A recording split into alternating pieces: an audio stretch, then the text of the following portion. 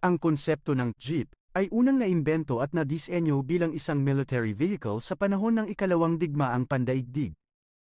Ang orihinal na jeep, na kilala bilang Willys MB at ang Ford GPW, ay naimbento sa pamamagitan ng pagsasama ng mga efforts ng US Army at ng dalawang American car manufacturers, Willys Overland at Ford Motor Company.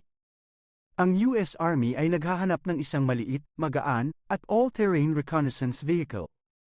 Noong 1940, nagbigay ito ng specifications para sa isang bagong military vehicle at nag-imbita ng bids mula sa mga car manufacturers. Tatlong kumpanya ang tumugon, Willys Overland, Ford Motor Company, at American Bantam Car Company.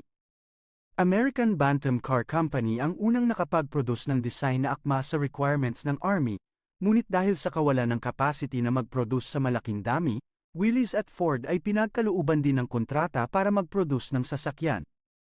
Ang Willys version ay tinawag na MB, samantalang ang Ford version ay tinawag na GPW, kung saan ang GP ay nangangahulugang general purpose, at ang W ay para sa Willys, dahil ginamit ni Ford ang engine design ni Willys.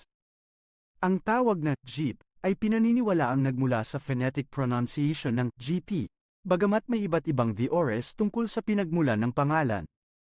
Sa huli, ang Willys MB at ang Ford GPW ay naging standardized military vehicles ng Allies sa ikalawang digmaang pandaigdig, at ang design nila ay naging batayan ng civilian versions ng Jeep na sumunod pagkatapos ng giyera.